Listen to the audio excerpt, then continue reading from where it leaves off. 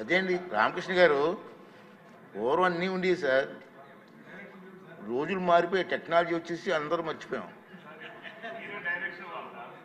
ఏంటిది పెద్దలు ఎంతమంది ఇలాంటి పెద్దలు చాలామంది అనుభవం వ్యక్తులు ఉన్నారు. జీరో అవర్లు ఇంతమంది మాట్లాడుతున్నారు. కనీసం నోట్ చేసుకోవాలి కదా.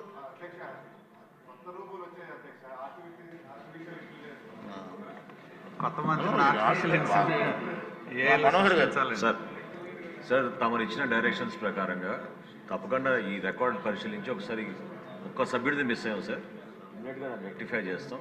కానీ ప్రభుత్వం తరఫు నుంచి ఖచ్చితంగా గౌరవ సభ్యులు అందించిన సూచనలు 0 అవర్లు తప్పకుండా మేము నోట్ చేసుకుని డిపార్ట్మెంట్ల వారీగా వాళ్ళకి సమాధానాలు పంపిస్తాం సార్. పూర్వం ఉండేది సార్, ఇప్పుడు ఎందుకు డెఫినెట్గా చేస్తాం. Definitely, I want to assure the House through you, sir. Sir, I want to assure the House through you that the government will definitely respond immediately, sir. Okay, sir. Okay, thank you, sir. Next day, Venkataravu Gari Gannavaram.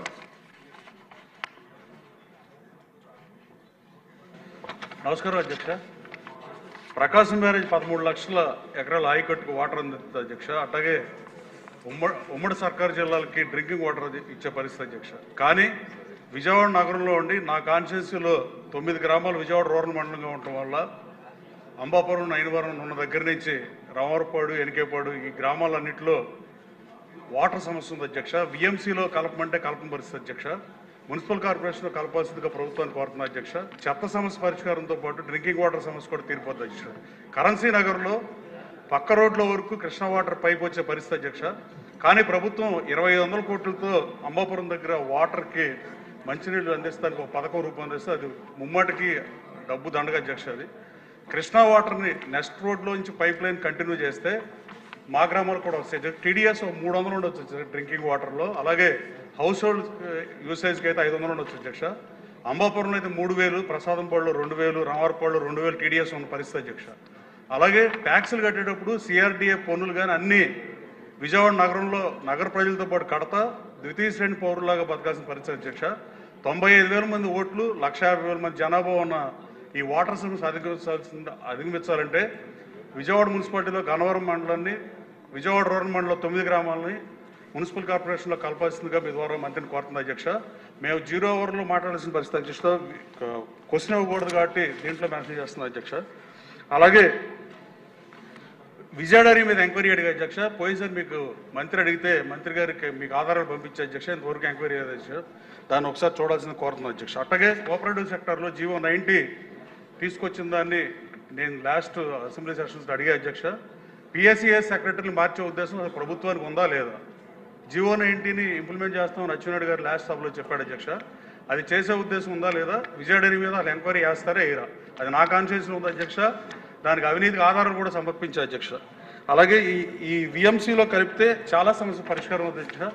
Airport constituency అన్ని అసెంబ్లీలు అడిగితే తప్ప పని అవ్వట్లేదు అధ్యక్ష. 32 kV సబ్స్టేషన్లు 2 అడిగితే ఇచ్చారు. మంత్రి రవికుమార్ గారు 132 kV మల్లవల్లి అడిగితే ఇచ్చిన పరిస్థితి.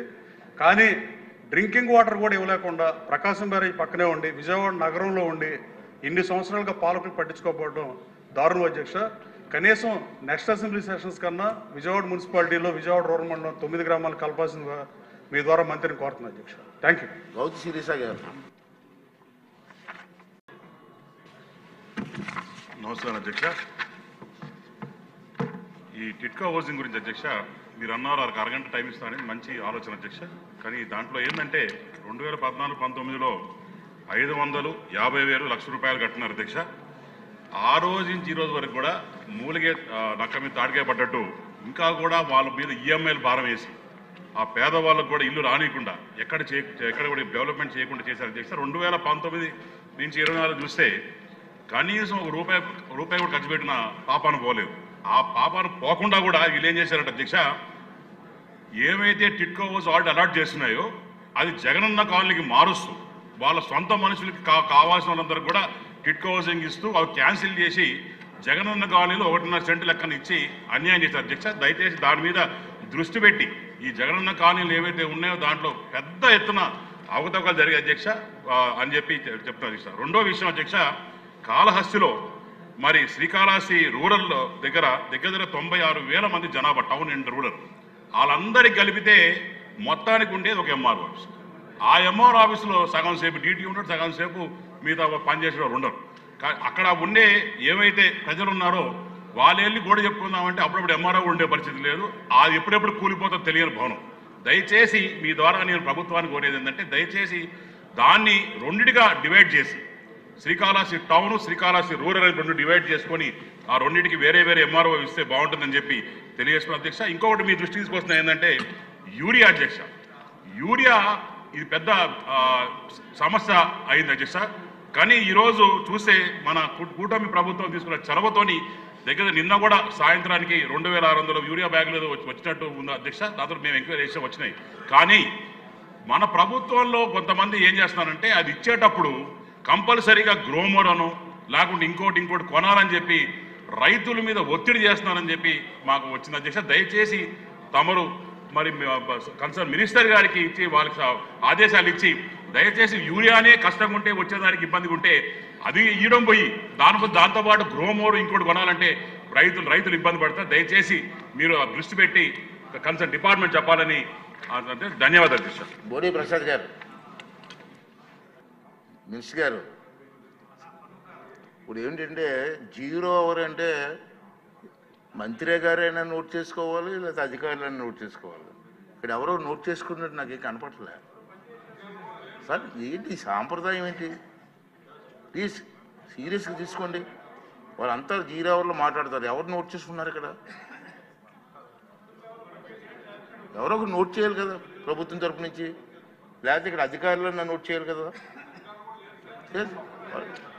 ఇది ఏం సాంప్రదాయం అంటే మనకు అర్థం అవ్వదు.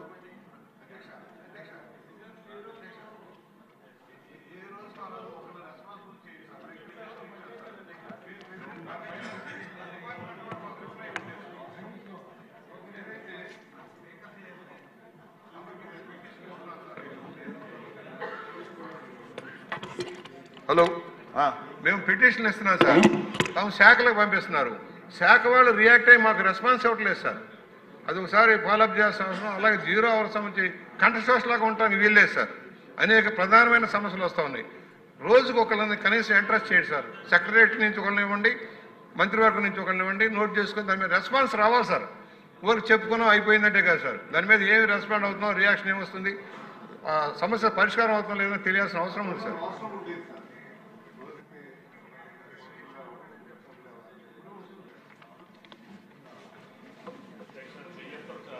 ధన్యవాదాలు అధ్యక్ష.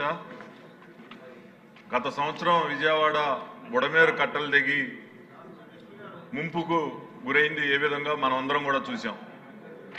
విజయవాడకి దిగువ ప్రాంతంలో మేమున్నాం. మాకు 3 చోట్ల ఈ బుడమేరు కట్టలు దిగి గ్రామాలపైకి నీరంతా వచ్చింది. ఇప్పుడు సమస్య ఏంటంటే